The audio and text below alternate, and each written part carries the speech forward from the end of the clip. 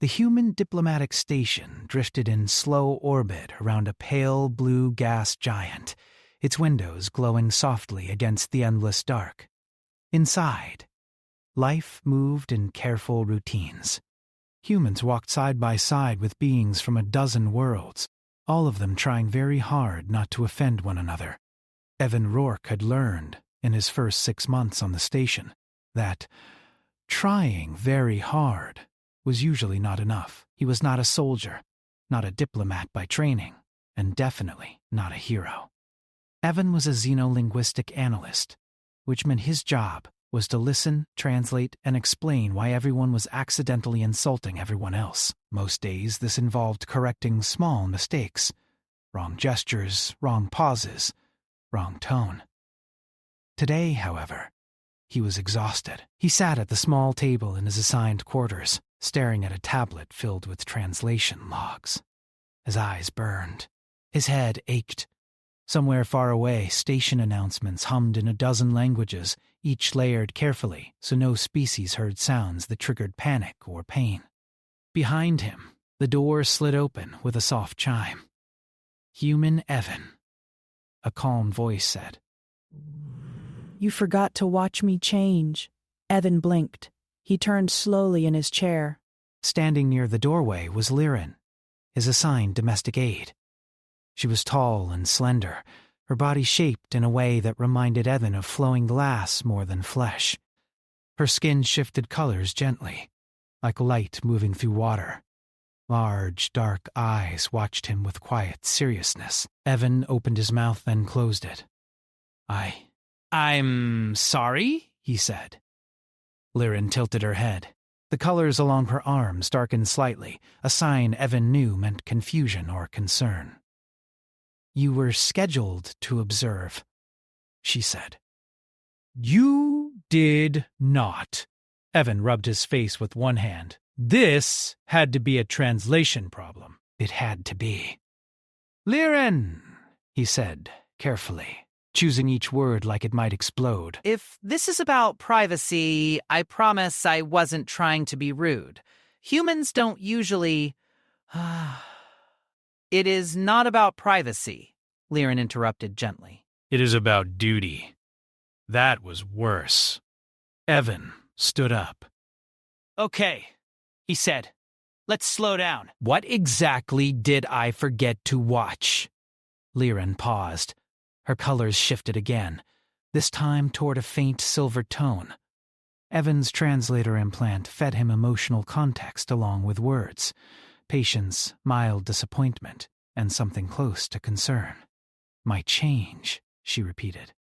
"I announced it. You acknowledged. Then you turned away." Evan tried to remember. Earlier that day, Liren had informed him she would be changing states in the shared living area.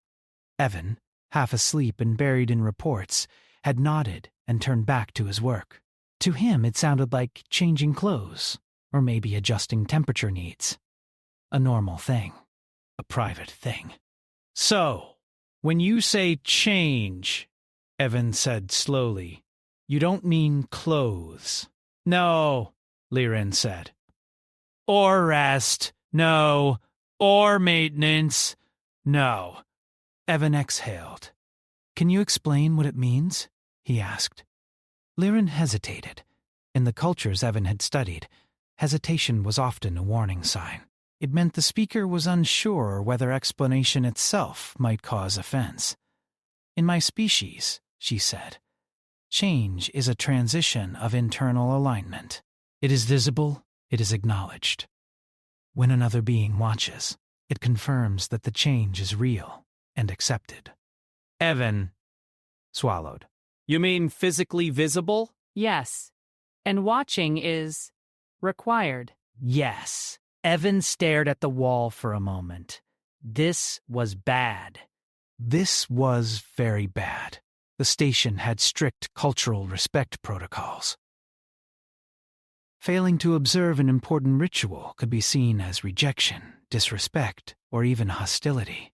And Liren was not just an alien. She was from the Keish collective, a species known for precise memory and long grudges. I didn't know, Evan said quickly. I swear, Liren, I thought I was giving you space. Her eyes softened slightly. I understand your intention, she said, but intention does not replace action. That sounded uncomfortably official. Is this a serious issue? Evan asked. Liren's colors dimmed. It may become one, she said. A failure to witness implies refusal to recognize my continuity. That can be recorded as social invalidation. Evan felt a cold knot form in his stomach. Recorded, he repeated. Yes. Where? In the cultural interaction logs, Liren replied, which are reviewed. By who? By my people. And by yours! Evan ran a hand through his hair. Of course this would turn into paperwork. Okay, he said, forcing calm. We can fix this. Right I can? Watch now? Liren studied him. Possibly, she said. But timing matters. Of course it does, Evan muttered. He straightened, professional instincts kicking in. This was his job. A misunderstanding. A chance to repair damage. Tell me what's required, he said. Exactly. Liren's posture relaxed slightly. Her colors brightened. When a case changes, she explained, another must observe from beginning to completion. No interruption. No signs of distress. No turning away. Evan nodded slowly. And if I fail, then the change is considered unsupported. And that's... Yes. Evan took a deep breath. This was not what he had expected when he signed up to study alien languages. No one mentioned being a required observer for biological transitions. Still, he reminded himself, humans had volunteered to be here. They wanted cooperation, understanding, trust. Why humans? Evan asked. Why not another cache? Liren's gaze lingered on him. Because humans watch differently, she said. Evan frowned. What does that mean? Many species observe only to evaluate, Liren said. To judge. To prepare reaction. Humans observe to understand. Often, without acting. Evan had never thought of it that way. And that matters? Yes. There was a silence between them, not uncomfortable, but heavy. So, Evan said finally, when is your next change? Liren checked the small device on her wrist. Soon, she said. Within one station cycle. Evan nodded. Okay, he said. I'll be ready. Liren inclined her head. Thank you, human Evan. She turned and left the room, the door sliding shut behind her. Evan collapsed back into his chair. He stared at the ceiling. What did I just agree to? He whispered. Later that day, Evan reported the incident, as required. He expected confusion. Maybe laughter. Instead, the response was immediate. The station cultural officer, a stern woman with silver-streaked hair, summoned him within the hour. This is not a small matter, she said after hearing his explanation. I know, Evan replied. I'm trying to fix it. You already have, she said. By agreeing to observe? Evan blinked. That's good news? It's complicated, she said. The Kesh rarely allow non-Kesh to witness change. The fact that Liren requested it, or accepted it, suggests trust. That doesn't sound bad, Evan said. It isn't, she agreed. But it also sets precedent. Evan felt that cold nod again. What kind of precedent? She studied him carefully. Other species may request the same, she said. Humans are uniquely suited for this role. Evan let out a humorless laugh. I didn't realize not panicking was a special skill. She smiled faintly. You'd be surprised. When Evan returned to his quarters that evening, the station felt different. The lights seemed dimmer, the silence heavier. He thought about Liren's words. Humans watch differently. He had always thought of watching as passive. Doing nothing? But maybe, in a universe full of fragile customs and dangerous misunderstandings, doing nothing, without fear, without judgment, was not nothing at all. Outside the window, the gas giant rolled slowly, its storms endless and patient. Evan wondered how many things in the universe changed unseen, and how many needed someone to simply stay and look. Evan did not sleep well that night. It was not fear that kept him awake, but thought. His mind replayed Liren's calm voice again and again. "You forgot to watch me change." The words were simple, but the meaning behind them felt heavy, like a door he had opened without knowing what was on the other side. When the station lights shifted to artificial morning, Evan was already awake, sitting on the edge of his bed. He rubbed his eyes and checked his schedule. Meetings, translation work, observation duty. That last part was new. He dressed slowly, choosing neutral station clothing. Nothing bright, nothing aggressive.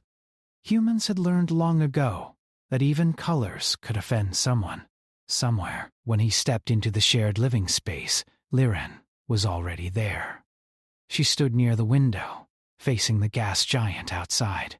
Her form was still, her colors muted and steady. She looked composed, but Evan's translator implant picked up subtle emotional signals beneath the surface. Focus, readiness, and something like quiet expectation. "Good morning," Evan said. "Good cycle," Liren replied. "You are..." "So are you," Evan said, trying to sound relaxed. "Yes," she said. "It is appropriate." Evan swallowed. They stood there in silence for a moment. It was not uncomfortable, but it was intense. Evan felt like he was standing on the edge of something important, even though nothing was happening yet.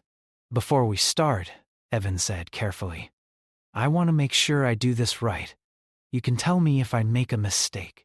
Liren turned toward him. Light rippled faintly across her skin. "That is acceptable," she said. "Your willingness to adjust is noted." "That sounds official," Evan said. "It is," she replied. Without humor, Evan nodded. "So," he said, "what exactly should I do?" "You will stand where you are," Liren said. "You will observe without interruption. You will not attempt to assist unless I request it. You will not express fear. I think I can manage that," Evan said. Liren studied him again. "Humans say this often," she said. "They are not always correct." Evan smiled faintly. "Fair," he admitted. She moved to the center of the room. The lighting adjusted automatically, responding to her presence. The station systems were designed to accommodate a wide range of biological needs. "I will begin," Liren said. Evan straightened. He focused his attention fully on her, forcing his thoughts to slow. He had learned in his training that calm observation was not about staring, but about being present. At first, nothing seemed to change. Then, the air around Liren shimmered. Her skin darkened slightly, then brightened. Colors flowing in patterns Evan had never seen before. The change was slow, deliberate, like watching clouds shift shape. Her posture altered, subtly but clearly. Lines Evan had never noticed before appeared and then faded. Evan felt his breath catch, but he did not look away. He reminded himself of what Liren had said. Watching was acknowledgement. Turning away would mean rejection. So he watched. As the change continued, Evan felt something strange happen inside him. His mind wanted to categorize what he was seeing, to label it as dangerous or harmless, familiar or alien. But none of those labels fit, so he let them go. He simply observed. Minutes passed, or maybe longer. Time felt stretched, thin. Liren's colors finally settled into a new pattern, softer and deeper than before. The shimmer faded. The air grew still. "It is complete," she said. Evan realized he had been holding his breath. He let it out slowly. "Did I do okay?" he asked. Liren turned to face him fully. "Yes," she said. "You did not look away. That was the goal," Evan said. "It was more than that," she replied. Her tone had changed. It was warmer now, more open. "In my culture," Liren said, "those who witness change are remembered. They become part of the moment." Evan frowned slightly. "That sounds permanent." "It is," she said. Evan laughed softly. "No, warned me about that part." "There was no warning appropriate," Liren said. "Now there is acknowledgement." Before Evan could respond, his communicator chimed. He checked it and felt his stomach drop. It was a message from the cultural office, marked urgent. "I'm sorry," he said. "I have to take this." Liren inclined her head. "I will wait," she said. Evan stepped aside and activated the message. "Rourke," the cultural officer said, her expression serious. "We just received a formal inquiry." "From who?" Evan asked, already guessing the answer. "The Cache Collective," she said, "and 2 other delegations." Evan's heart sank. "About observation?" he asked. "Yes," she said. "They want clarification on human availability." "Availability for what, exactly?" Evan asked, though he knew. "Witnessing," she said. Evan closed his eyes briefly. "This is happening fast," he said. "Faster than expected," she agreed. "Your interaction with Liren was recorded." Word spread. "I didn't do anything special," Evan said. The officer gave him a long look. "That may be the point," she said. When the call ended, Evan stood there for a moment, staring at nothing. Then he turned back to Liren. "I think we started something," he said. "Yes," she said calmly. "I suspected we might." "You didn't warn me," Evan said, not accusing, just stating. "There was no warning appropriate," she repeated. Evan sighed. Fair enough. Over the next few days, Evan's life changed in small but steady ways. Requests came in. Quiet at first, then more frequent. Other species asked questions. Careful, formal questions. About human observation practices. Could humans witness transitions? Would they react? Would they judge? Humans, it seemed, had developed a reputation without meaning to. Evan found himself explaining the same thing again and again. "We don't have a ritual for watching," he would say. "We just stay." That answer confused many species. For some, watching was power. For others, danger. For humans, it was simply attention.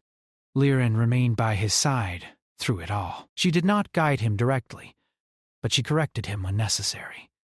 She explained cultural nuances, warned him of mistakes he had not yet made. "You are becoming known," she told him one evening. "That's not comforting," Evan replied. "It is not meant to be," she said. Despite the pressure, Evan noticed something unexpected. The more he observed, the more others trusted him. They spoke more openly. They allowed him to see moments that were never meant for outsiders. Humans, it turned out, were strange to the galaxy. They could watch without needing to control.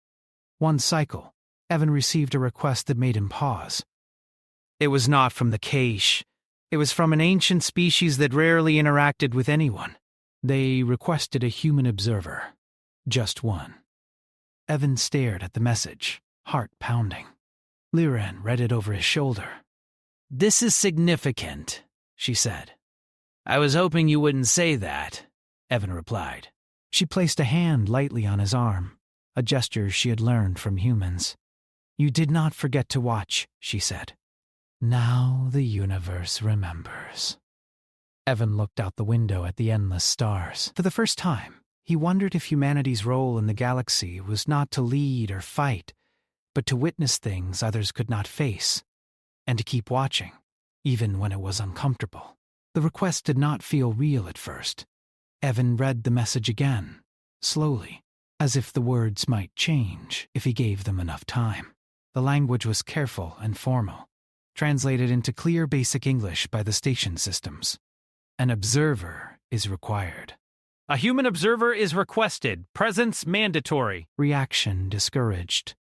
Evan let out a slow breath. Around him, the station continued its quiet rhythm. People walked past the corridor outside his quarters, talking about supply schedules and research reports. To them, this was just another day. To Evan, it felt like standing at the edge of something ancient and deep. Liren stood nearby, her colors calm but alert. "This species," Evan said, "they don't request things lightly, do they?" "No," Liren replied. "They do not request at all, usually." "That's reassuring," Evan said dryly. "It should concern you," she said. They've...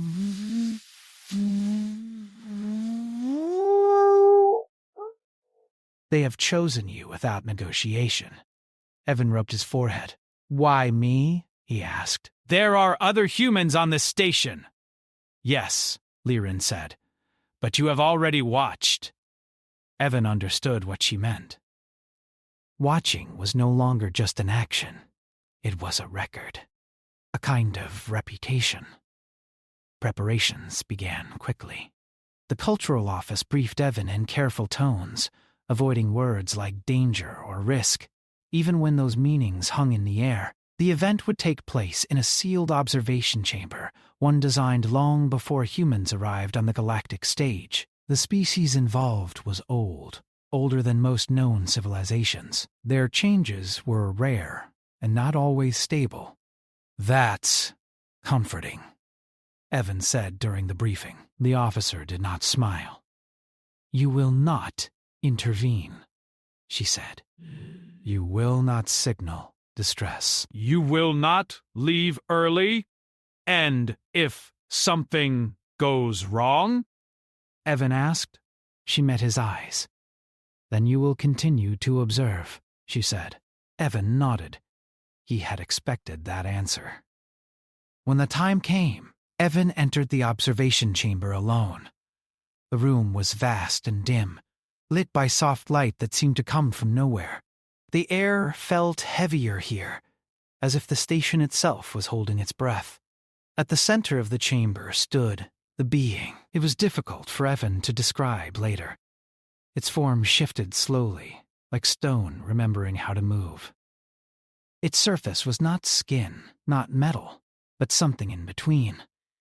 Ancient symbols glowed faintly across it, then faded. Evan stood at his assigned position and waited. The being acknowledged him, not with words, but with a deep vibration that Evan felt in his chest more than heard. The change began. At first, Evan's instincts screamed at him to step back. The being's shape expanded, then folded inward. The air shimmered. The temperature shifted slightly, enough to notice, but not enough to harm. Evan's heart raced, but he stayed. He remembered Liren's lesson, no interruption, no fear. So he watched. Time lost meaning. The being's transformation was slow and vast, like watching a mountain move. Parts of it seemed to vanish, only to return moments later in altered form. Colors appeared that Evan's eyes struggled to process, but he forced himself not to look away. His mind wanted to protect itself by turning the experience into abstraction, data, patterns. Instead, he stayed present. At one point, the being's form destabilized. The light around it flickered violently. The chamber trembled. Evan felt fear then. Real fear. His hands shook. Still, he did not move. He focused on breathing, in and out. He reminded himself that fear did not require action. Fear could exist without control. The being stabilized. The light softened. The chamber grew quiet again. The change completed. A deep stillness settled over the room. Then, a voice entered Evan's mind. Not spoken, but felt. You remained. Evan swallowed. Yes, he said aloud, not sure if sound mattered. I did. Others did not, the presence replied. They turned away. Evan thought of all the species that could not watch, that could not endure seeing something they could not understand. I'm sorry, he said. You watched, the presence said. That is enough. When Evan left the chamber, his legs felt weak. Liren was waiting for him outside. The moment she saw his face, her color shifted with concern. You are intact, she said. Mostly, Evan replied. They walked together in silence for a while. The news spread faster than Evan expected. The ancient species had acknowledged humanity, not as leaders, not as protectors, as witness. Other delegations reacted with mixed emotions. Some were relieved, some were unsettled. A few were openly disturbed. If humans can watch that, one alien representative said during a council session, what else can they endure? Evan listened from the back of the room, feeling uncomfortable with the attention. He did not feel strong. He felt tired. But Liren noticed something others did not. Humans were not special because they lacked fear. They were special because fear did not always decide their actions. More requests followed. Some were small, minor transitions, cultural shifts. Others were not. Evan could not handle them all. No human could. But more volunteers stepped forward. Scientists, diplomats, ordinary crew members. They learned to stand still, to watch, to breathe. Humanity adapted quickly. It always had. One evening, Evan and Liren stood by the observation window again, watching stars drift past. You have changed, Liren said. I don't feel like I have, Evan replied. You watch differently now, she said. He considered that. Maybe, he said. Or maybe I just noticed that I'm watching. Liren's colors warmed. The galaxy is noticing, she said. Evan looked out into the dark. He had once thought humanity's greatest strength was technology, or creativity, or stubborn hope.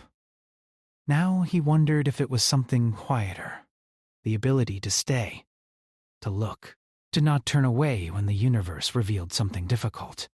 And somewhere, in places humans had never imagined, beings were changing.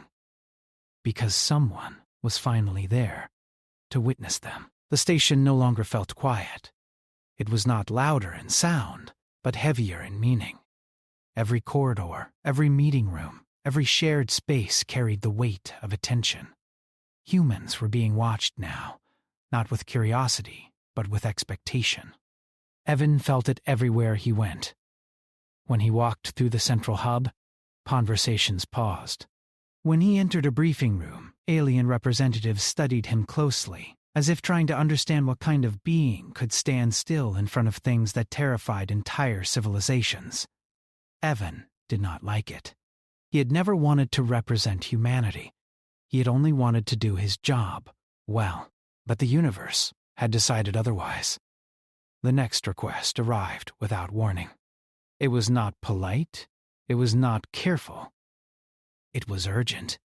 A multi-species council chamber had detected instability during a rare collective transition. Several powerful factions were involved, species whose balance maintained peace across entire sectors. If the change failed, the political consequences could fracture long-standing agreements. Observers had been assigned. they had failed.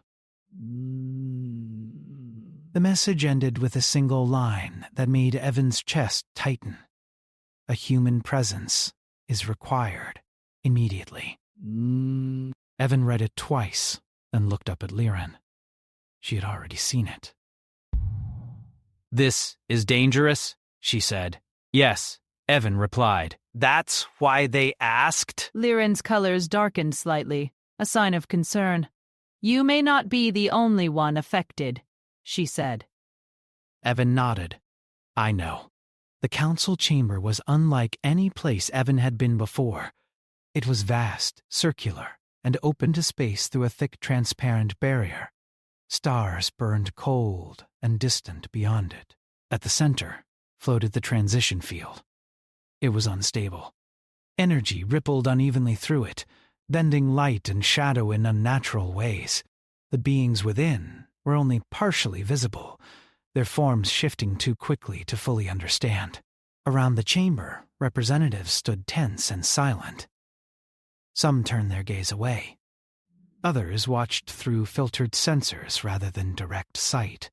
When Evan entered, the room reacted. It was subtle, but real. Some species straightened. Others shifted position. A few expressions tightened with something close to relief. The lead council mediator spoke. "You understand what is being asked," the mediator said. "Yes," Evan replied. "You understand that this transition affects more than one species. Yes. You understand that failure may destabilize this region." Evan took a breath. "Yes." The mediator hesitated. "And you still agree to observe?" Evan looked at the unstable field. He thought of the ancient being that had spoken to him, of Liren's first change, of how watching was not control, not judgment, but presence. "I do," he said. Silence filled the chamber. The transition began to worsen almost immediately. The field pulsed violently. Several observers stepped back. Automated systems activated, attempting to stabilize energy levels. It was not enough. Evan stood at the edge of the field, heart pounding. Fear rose sharply inside him, sharper than anything he had felt before. This was not just unfamiliar. This was wrong. Something in the change was failing. Evan's instincts screamed at him to run. It did not. He focused on breathing, on staying. He remembered what humans did best when everything else failed. They endured. The beings within the field reacted to his presence. The fluctuations slowed, just slightly, as if responding to a stabilizing point. A murmur spread through the chamber. Evan did not move. Minutes stretched long. The field surged again, brighter and more violent than before. Alarms sounded. Council members shouted orders. Evan's hands trembled, but he stayed. He felt the weight of countless eyes on him. He felt the unspoken question. Would the human turn away? He did not. Gradually, the chaos softened. The energy smoothed. The light steadied. The transition completed. The chamber fell into stunned silence. Evan's knees nearly gave out. He steadied himself against the railing, breath shaking. The mediator spoke again, voice filled with awe. "The transition is stable," they said. Evan closed his eyes for a moment. When he opened them, Liren was standing closer than before, having been allowed into the chamber during the final moments. "You stayed," she said softly. "So did they," Evan replied, gesturing toward the field. "Yes," Liren said, "because you did." The reaction across the galaxy was immediate. Humanity was no longer just a witness species. They were a stabilizing presence. Some species welcomed this.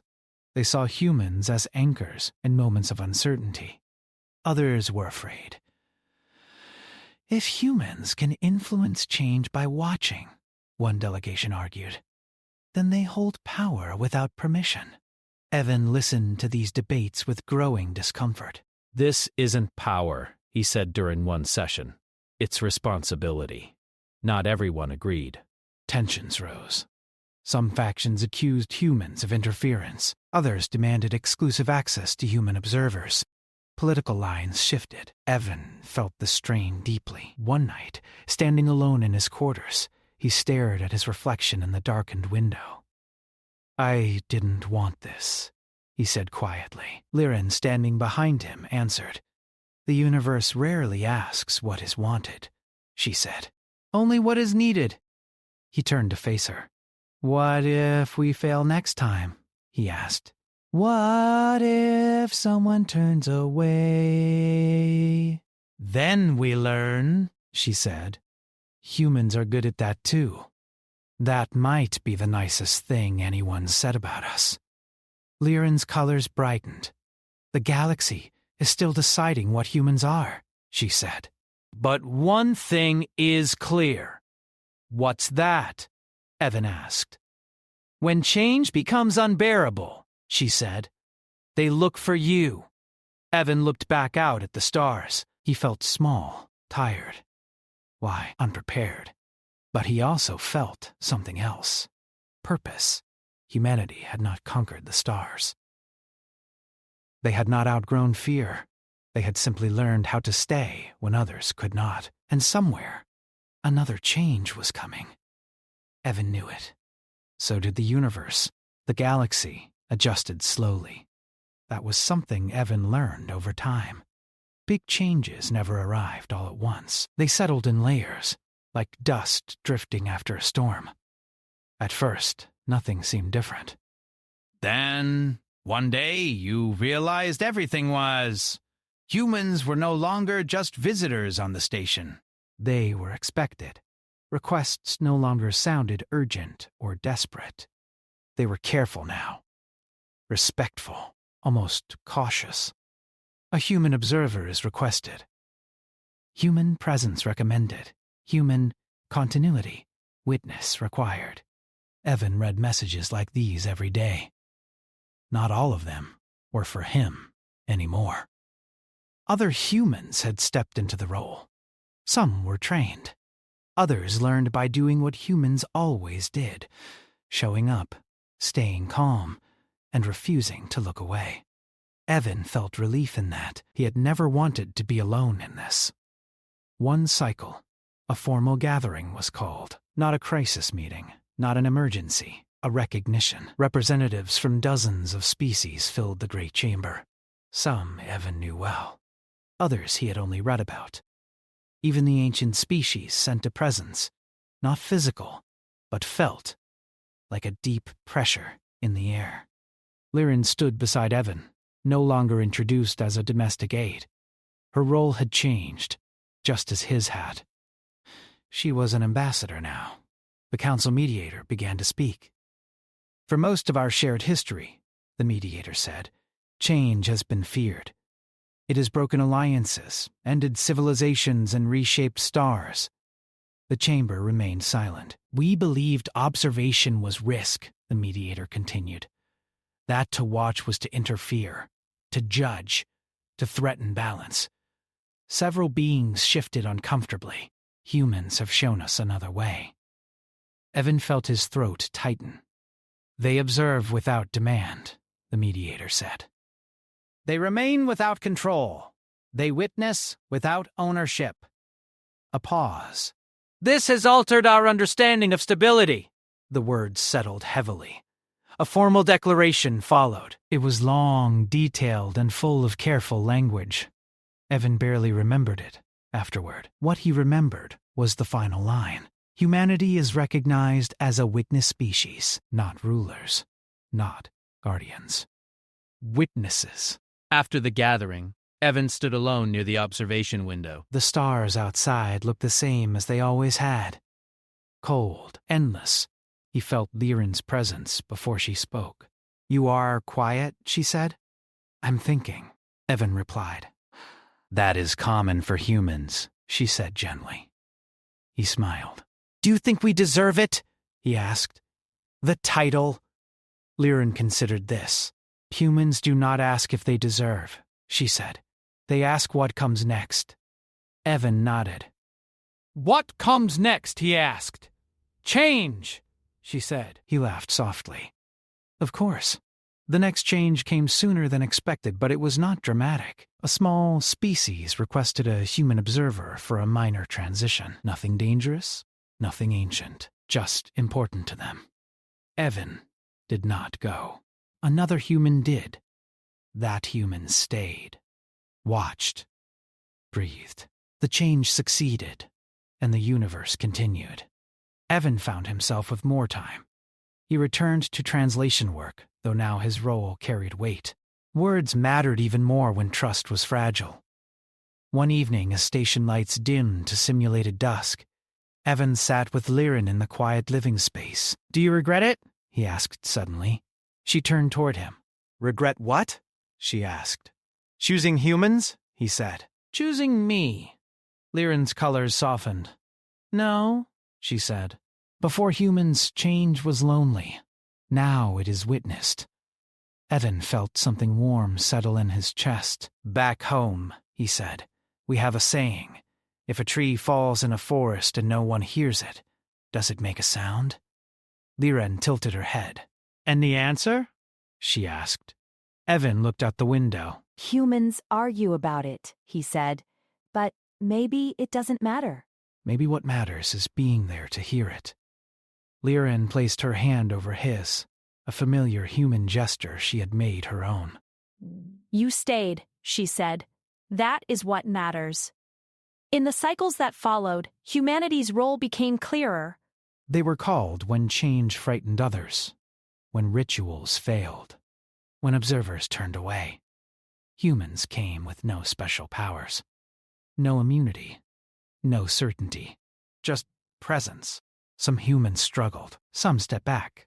That was allowed. Witnessing was not forced. Those who stayed were remembered. The universe learned something important. Courage did not always look like action. Sometimes it looked like stillness. Evan eventually prepared to leave the station. His assignment had ended. Others would take his place. On his final day, he stood one last time by the observation window. Liren stood with him. "You will be remembered," she said. "So will you," Evan replied. She smiled in the way she had learned from humans. As Evan boarded the transport that would take him home, the stars stretched before him. Somewhere out there, beings were changing, and somewhere nearby, a human was watching. Not to judge, not to control, but to say, without words, "I see you." And the universe, for the first time, did not have to change alone.